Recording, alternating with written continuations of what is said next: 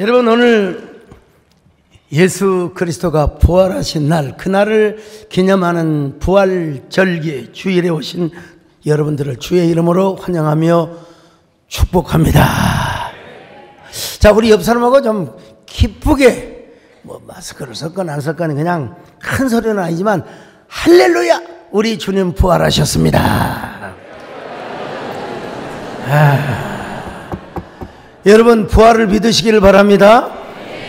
여러분, 사도신경에도 몸이 다시 사는 것과 영원히 사는 것을 믿사옵나이다. 부활하면 예수님이 생각이 나야 하지만, 그래도 고등학교, 대학교 다니면서 독서를 하신 분이라면 톨스토이의 부활을 기억할 것입니다. 러시아의 네홀류도프, 이 발음도 우리하고 김아무개, 박아무개가 아니라 이름도 네홀류도프, 공작이라고 하는 사람이 어느 그 지방의 법원의 배심원으로 이제 일을 하고 있은 어느 날 한 율랑녀가 잡혀들었습니다. 그녀 이름은 아시다시피 카츄샤라고 하는 여자죠. 이 여인은 윤락행위를 하다가 손님에게 독약을 먹이고 또 사람을 죽여서 가방에 있는 모든 귀중품을 훔쳤다는 이런 죄목이 붙어 있었습니다. 근데 이 공작이 그녀의 모습을 보는 순간 간이 그만 쪼그라드는 듯 했어요. 심장이 멈추는 듯 했어요. 사실은 그녀를 사랑한 적이 있었거든요. 그녀는 고모의 양녀였는데 실은 하인녀나 다르면 어떻든 양녀라고 있어요. 어린 시절에 갈 때마다 참 연모하고 사모를 했습니다. 그녀를 향한 애정이 있다가 성인이 되어서 크림 전쟁, 여러분 유명한 전쟁, 그 크림 전쟁에 그 지역에 군인으로 배치되어 있었어요. 그래 고모 집에 가서 그녀를 우리말로 살살 꼬드겨 가지고 하룻밤 사랑의 관계를 맺습니다. 근데 여러분, 그것으로 끝나면 되는데 그녀가 임신을 해버린 거예요. 자, 임신을 하면 어떻게 해야 됩니까? 이동섭 장로님, 어떻게 해야 돼요? 책임을 져야 돼, 말아야 돼요? 다시는 이건 책임을 져야죠. 남자가 자기 새끼를 베면 책임을 져야죠.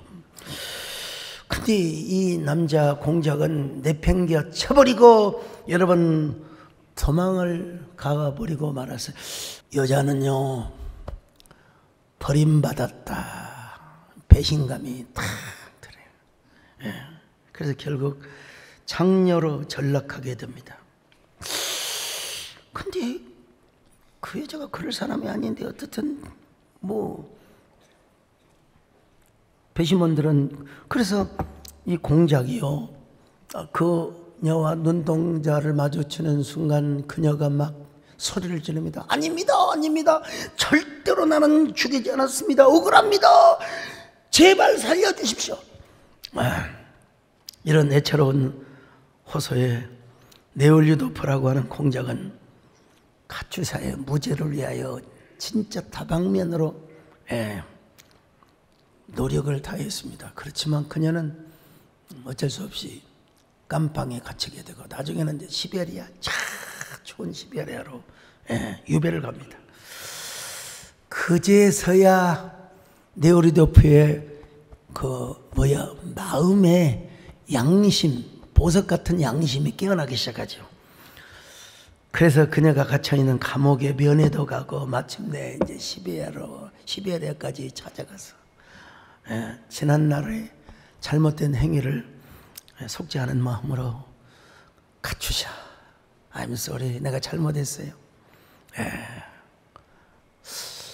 러시아 말을 내가 하는 게 꼭 이것밖에 몰라요. 미르팜, 스바시바, 감사합니다, 안녕하세요. 그런데 내가 지난날 정말 잘못했습니다. 용서해 주세요. 내가 당신을 지켜주겠어. 율랑년이 뭐니 그런 거 다 내 당신을 지켜주겠어. 그러면 자 어떠세요? 배장영장은 그런 사랑을 받아들여야 돼요? 안 받아들여야 돼요? 아니 뭐 오색할 거 없습니다. 아니 자기가 잘못했다고 하고 사랑한다고 하면 그걸 좀 받아들여야 되지 않겠습니까? 그리고 자기를 감형을 시키고 막 그냥 그러면 그 남자의 손을 잡아야지요. 그런데 이 카츄샤라는 또 여자는 그러니까 소설이 되는 거죠. 나오자마자 네올로드로프의 손을 잡고 참 인생의 이중창, 사랑의 이중창을 부르며 가야 이게 해피엔딩으로. 근데 소설은 또 그렇지 않습니다. 여러분, 카츄샤는 형무소에서 나와서 누구와 정치 혁명가 선동가인 시몬스라는 남자와 손을 잡고 쏘리 내깐 하면서 가면 좋을 텐데 저거 다른 남자의 손을 잡고 떠납니다. 참 여러분, 네올로드포라고 하는 공작은 여기서 또 다른 배신감을 또 갖게 되죠. 그리고 집에 돌아와서 참 울음을 삭히기 위해서 여러분 성경을 봅니다. 여러 가지 성구절이 있는데 그 중에 하나가 바로 너희는 먼저 그의 나라와 그의 의를 구하라. 그래야 이 모든 것을 내가 너희에게 더하리라. 자, 여기서 톨스토이프는 네올로드포가 양심의 가책을 받고 최선을 다해 자신이 저지른 일을 수습하고 뉘우치는 것을 부활이라고 묘사를 했습니다. 자신의 양심이 살아나고 죄를 뉘우치며 자신의 삶에 하나님 앞에 다시 일어서는 것, 소위 말하면 양심의 부활. 여러분, 이 소설 속에서 러시아의 귀족들의 사치스럽고 부패한 일들, 노동자의 비참한 일들이 여러 가지로 그려지고 있지만 주된 키워드는 뭐냐? 양심의 부활을 말하는 거예요. 양심의 그 깨달음. 그걸 고발하는 내용이 바로 뭐냐면 톨스토이 부활이라는 말입니다. 여러분,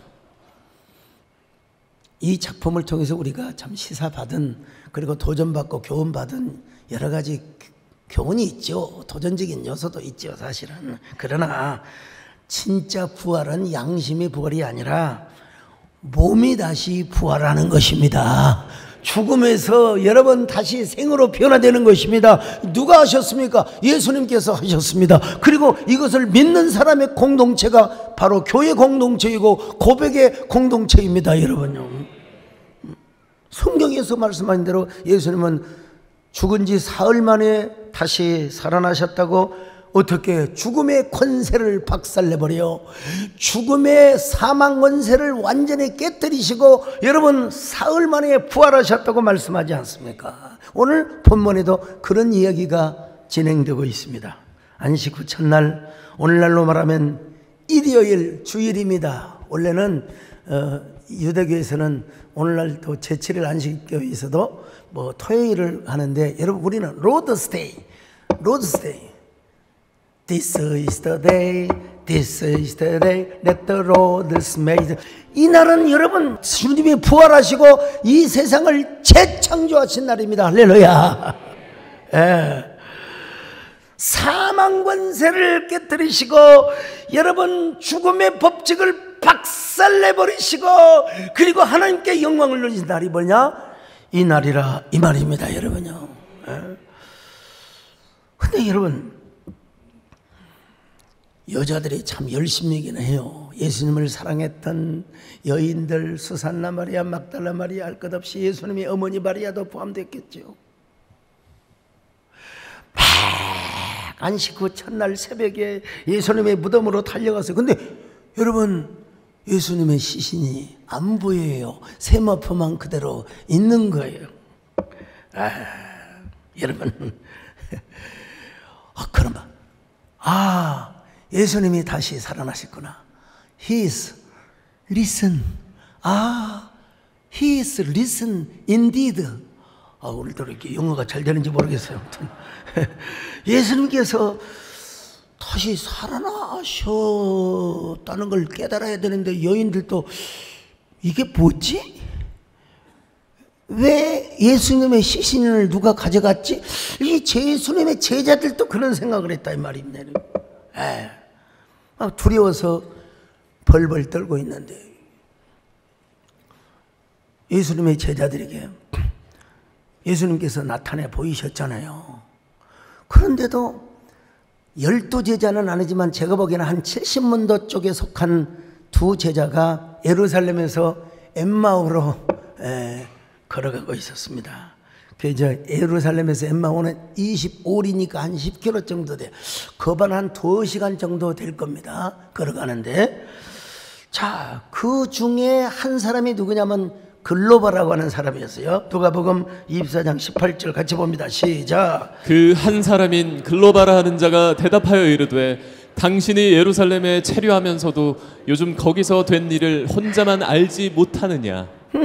그들은 가면서 예수님에 대한 얘기를 했는데 정확하게 성경에서 워딩하고 있지는 않지만 이런 얘기를 했을 거예요.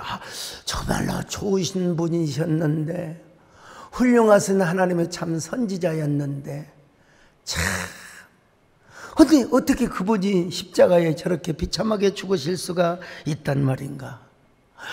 그분은 보리떡 5개와 물고기 2마리를 가지고 세상에 5,000명, 우리 숫자대로 한 2만 명이 넘어요. 이런 사람들을 먹이시고 바다 위를 걸어가셨는데 어떻게 가룟 유다에게 배신을 당하여 가시면 요관을 쓰시고 십자가에 그렇게 비참하게 죽을 수가 있단 말인가.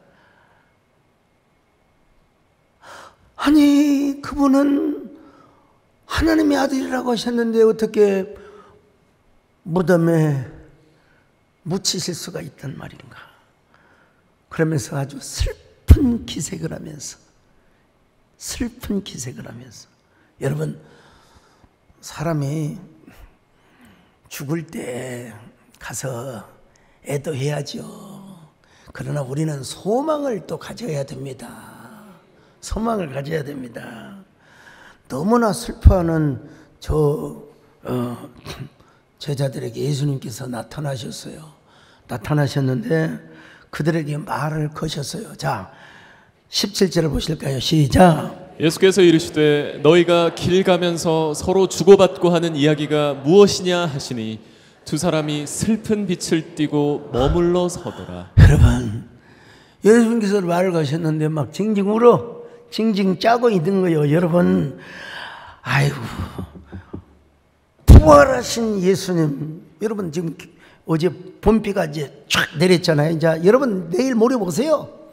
와 잔디가 초록초록 그냥 새싹이 나고 나뭇잎 피고 말이요. 아니 여러분 그 부활의 소식을 들었어. 분명히 이 사람도 부활하신 주님을 여자들로부터 분명히 살아났다고 하는 얘기를 분명히 들었거든요. 그런데도 불구하고 이 두 제자는 엠마오로 슬픈 기색을 하면서 여러분 가고 있다는 말이에요. 부활절 아침에 푸르게 돋아나는 분위기의 노래를 불러야지요. 안 그러겠습니까 여러분? 초원은 푸르고 마음도 푸르니 가슴 속에 메아리 흘러서 끝없이 달려가는 주님 부활은 나의 기쁨. 여러분 어디서 봐요? 안 들어봤어요?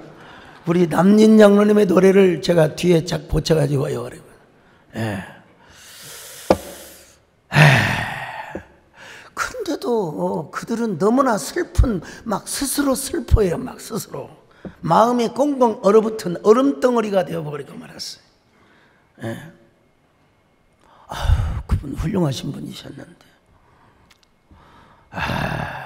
온갖 병자들을 다 고치고 죽은 자를 살리셨던 분이신데 어떻게 그분이 십자가에 죽을 수가 있어요? 여러분 이게 뭐냐면 절망적 슬픔입니다.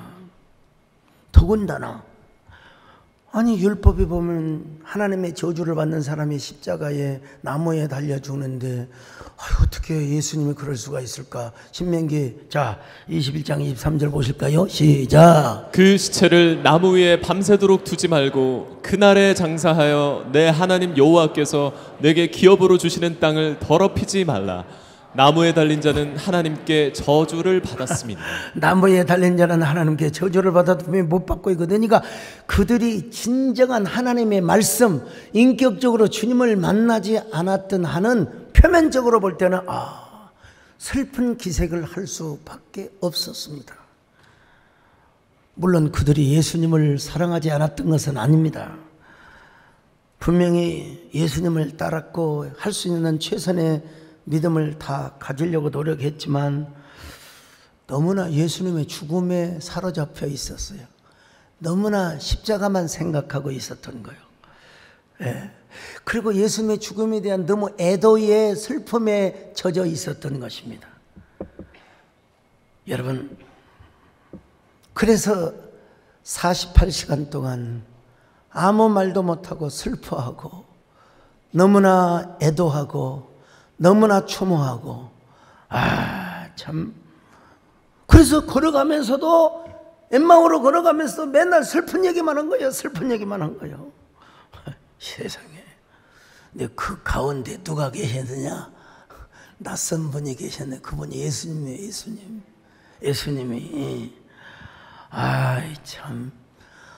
아니 여러분, 예수님이 그들과 함께 하셨는데도 불구하고 참 심장이 얼음덩이처럼 차가워지기 시작했다 이 말입니다, 여러분.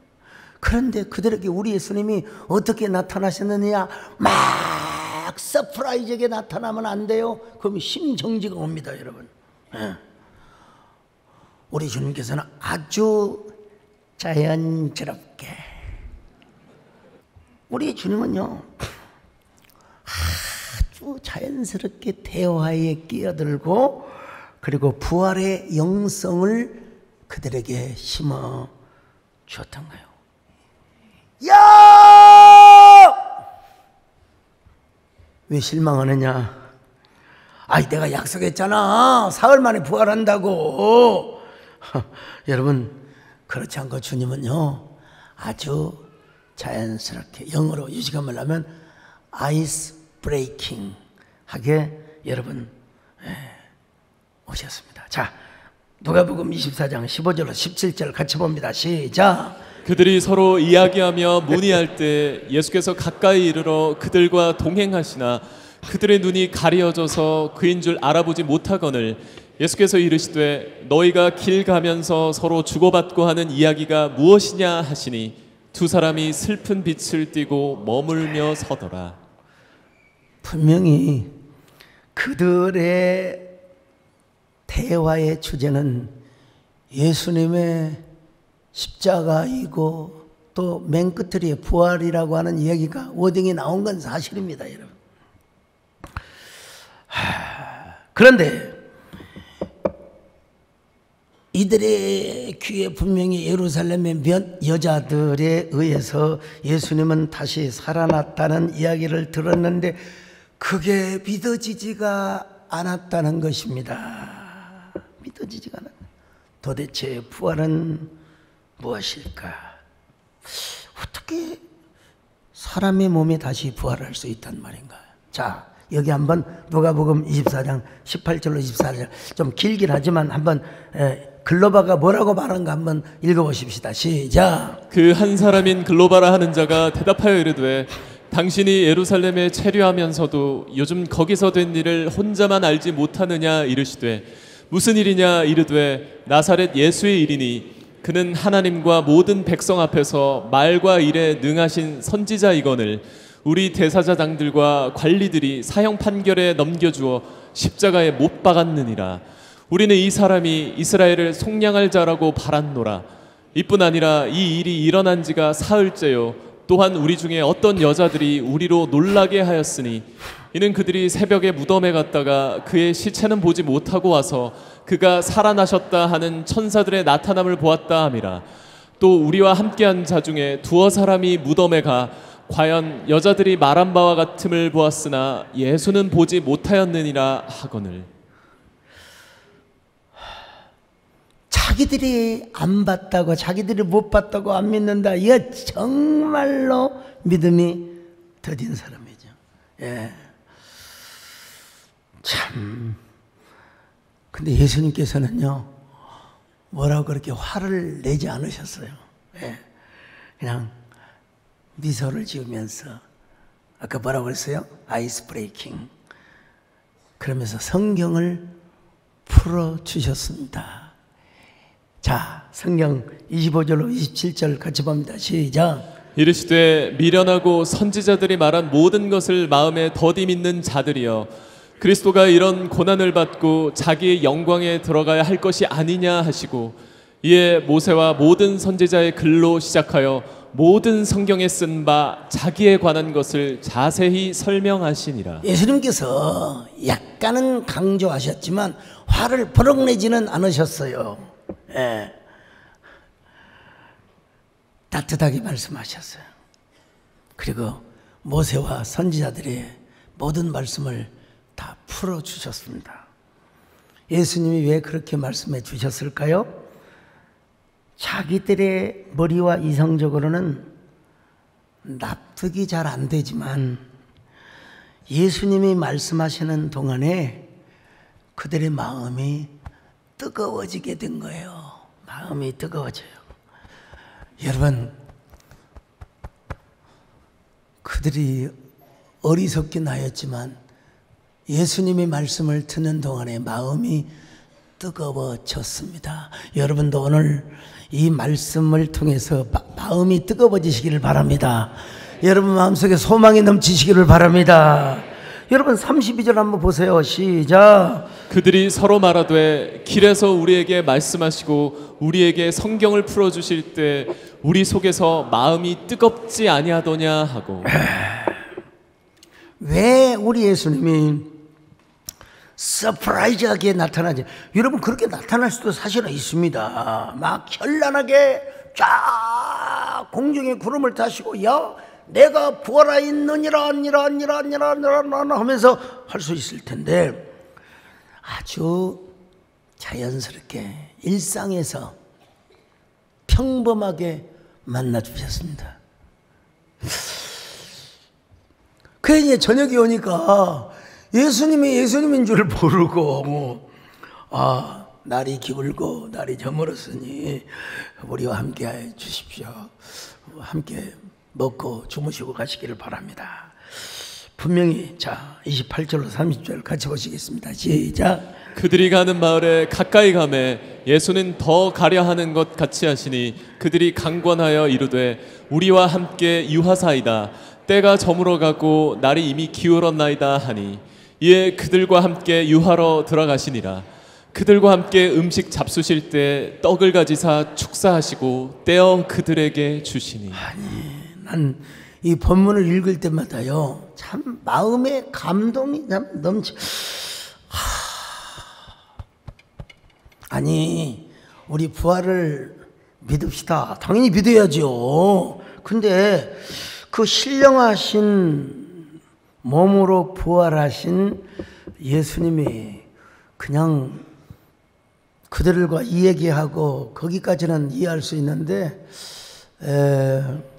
어떻게 떡을 같이 먹으시면서 일상적으로 이스라엘의 음료수는 와인이니까 어떻게 함께 이것을 의학적으로 물론 성례전적인 의미가 있어요. 예, 성찬식의 의미가 있긴 있지만 내가 우리 일부 예배 때 메디컬 처치 목사님 이 의학적으로 어떻게 설명할 수 있어요? 그랬더니 결국은 챗 GPT의 내용을 저에게 보내주세요. 여러분 챗 GPT가요 뭐라고 얘기하느냐? 예수님의 부활의 실체성. 부활은 진짜 예수님이 부활하셨다. 두 번째는 부활체의 변화. 그리고 영적 실제와 물질적 실제의 통합이 되었다는 겁니다. 그러니까 이걸 여러분 뭐라고 설명할 수 있습니까? 우리는 먹지 않으면 여러분 살 수가 없습니다.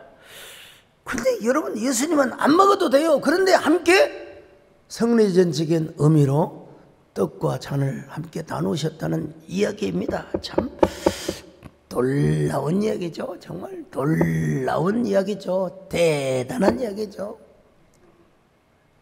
그런데 여러분 은유적 상징이기도 하지만 요한계시록 22장에 보니까 강 좌우에는 뭐요? 생명나무가, 그 생명나무라고 하는 거 뭐냐?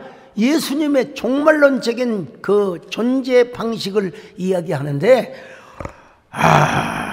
참 여러분, 그런데 이제 제자들의 눈이 밝아지기 시작합니다. 그래서 부활하신 주님이라는 사실을 그제서야 알아요. 주님이셨네요. 그리고는 너무나 반가워서 보나마나 손을 잡거나 주님이셨네요. 허깅을 하려고 했겠죠. 네. 근데 예수님은 바로 사라졌습니다. 그러니까 예수님께서 떡을 나누시고 잔을 이렇게 분명하실 때는 분명히 성례전적인 의미가 있었을 것이고, 그 다음에 바로 떡을 통하여 말씀을 들려주셨을 뿐만 아니라 떡과 잔을 통하여 복음을 확증해 주는 놀라운 일을 하셨던 것이죠. 자, 31절 32절 같이 보십니다. 시작. 그들의 눈이 밝아져 그인 줄 알아보더니 예수는 그들에게 보이지 아니하시는지라. 그들이 서로 말하되 길에서 우리에게 말씀하시고 우리에게 성경을 풀어주실 때 우리 속에서 마음이 뜨겁지 아니하더냐 하고. 이제 주님을 보고 깨닫고, 주님 죄송해요. 주님 죄송해요. 우리의 믿음이 너무 더디었습니다. 눈이 가려워졌습니다. 이제 주님만을 전하며 살아가겠습니다. 막 그러면서 이제 이런 노래의 고백을 하지 않았을까 싶어요. 엠마오로 행하시던 오늘도 한결같이 우리 곁 함께 하시는. 여러분, 그 예수님을 부르니까 예수님이 사라진 거예요. 그렇다고 해서 곤 위즈 더 윈드, 바람과 함께 사라지는 건 아니지만 그들의 눈에 하여간 사라진 것만은 분명해요. 아마도 어쩌면 우리 주님께서 이런 음성을 남기고도 남았을 겁니다. 믿음이 더딘 자들이여,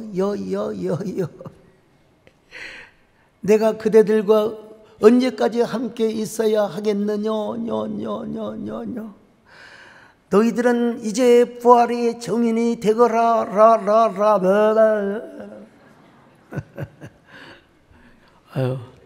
여러분, 이렇게 예수님은요, 막 박종 목사님처럼 유성군 장로는 게 왁 하고 하는 게 아니라 예수님은 아주 소프트하게 우리의 일상에서 아이스 브레이킹 하게 나타나셔서,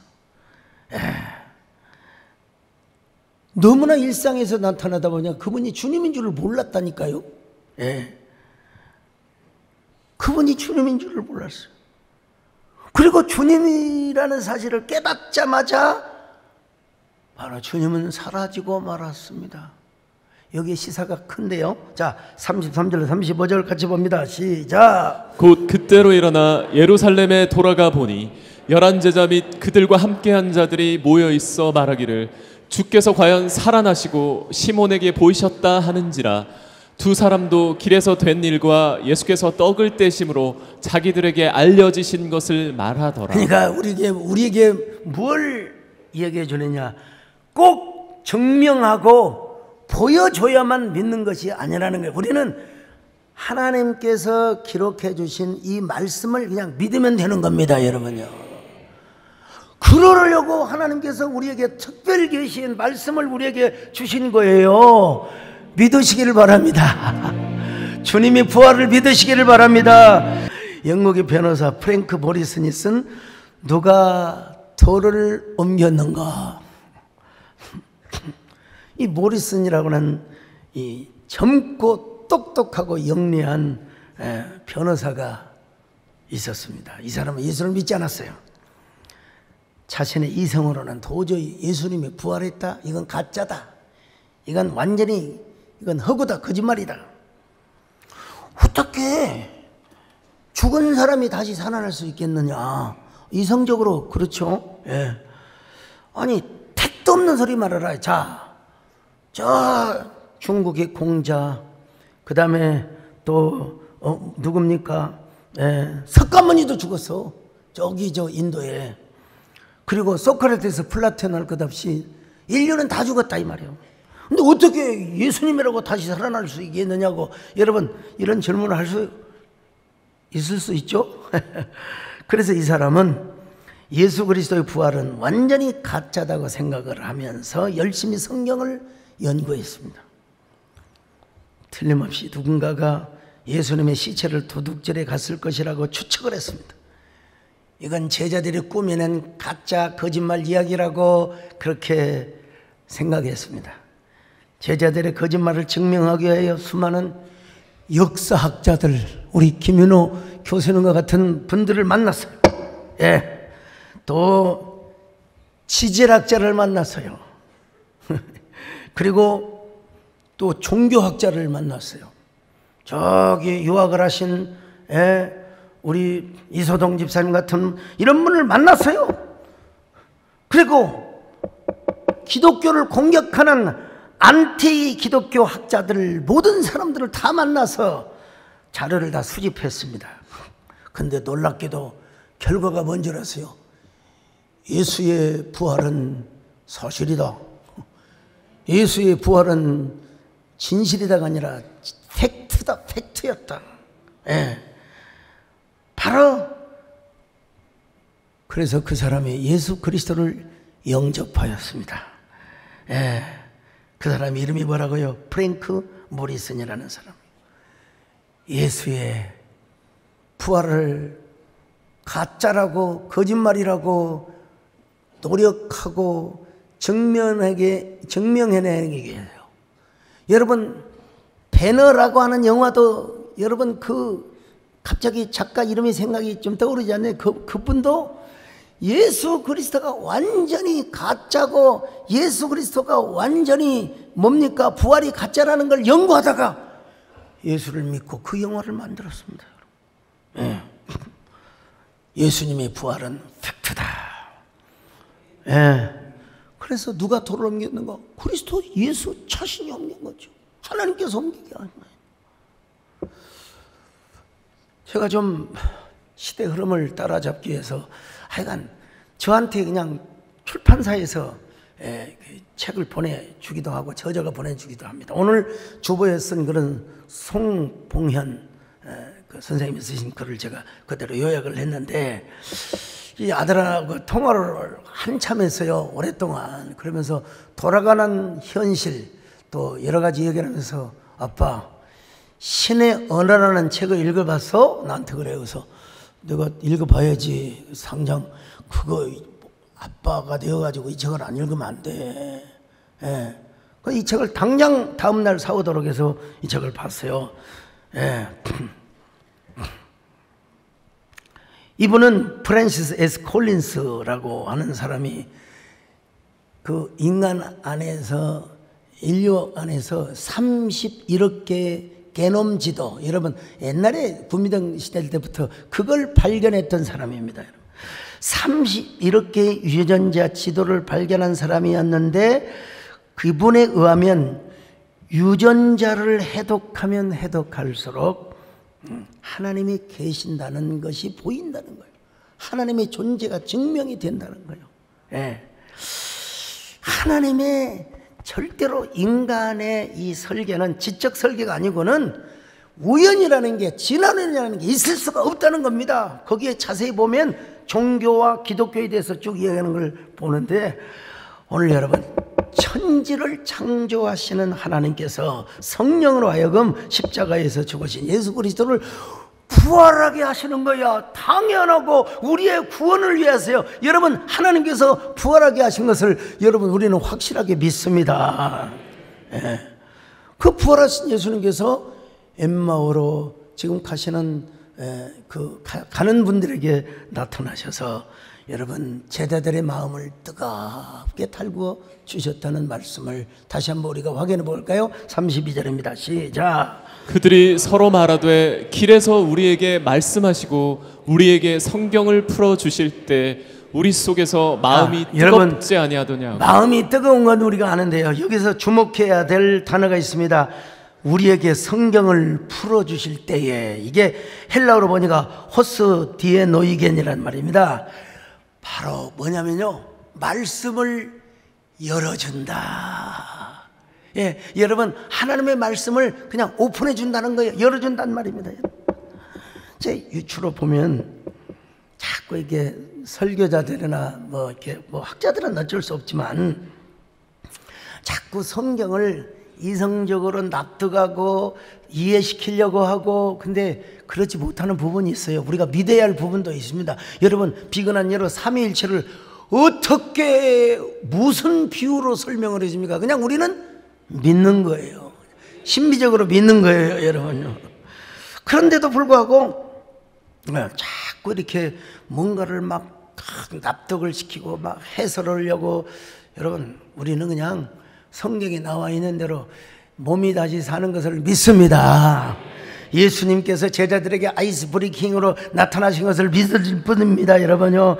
우리 그 예수님이 뭐라 했다고요? 하나님의 말씀을 열어주셨다. 자, 여기서 마음이 뜨거워졌다, 이 말은 카이오멘의 이 수동형입니다. 수동형. 내가 막 뜨거우려고 뜨거워지는 게 아니라 말씀이 열리니까 내 가슴은 저절로 뜨거워지더라. 주여, 여러분, 얼음을 깨뜨리는 것도 중요하지만요, 그 얼음물 위에 뜨거운 물이 뚝뚝 떨어지면 얼음은 그냥 녹게 되어 있는 것입니다. 얼음이 아무리 단단해도요, 난로 옆에다가 딱 두면요, 얼음은 자동적으로 녹아 흐르게 되어 있는 것입니다. 오늘 우리 마음이 아무리 냉담해지고 차가워진다 할지라도 하나님의 말씀이 자연스럽게 여러분의 가슴속에 열려지시기를 바랍니다. 닫혀진 우리의 지성, 그리고 냉담해진 우리의 영성이 따뜻한 감성으로, 따뜻한 영성으로 여러분 깨닫게 해주시기를 바랍니다. 이 제자들이 그걸 깨닫자마자 예수님은 사라졌다는 것 아니겠습니까? 우리는 프랭크 모리슨처럼 혹은 프랜시스 S 콜린스처럼 예수님의 부활을 과학적으로 우리가 증명할 수도 없고 증명할 필요도 없습니다. 우리는 그냥 믿는 거예요. 그러면 여러분의 마음속에 예수님이 여러분의 마음을 뜨겁게 달구어 주실 것입니다. 여러분이 그 가치를 안다면 여러분의 마음이 뜨거워지지 않을 수가 없습니다. 오늘 여러분의 마음이 뜨거워진다면 주님께서 여러분과 함께하고 계심을 믿습니다. 예, 주님, 은연중에도 우리와 함께 하시는 주님,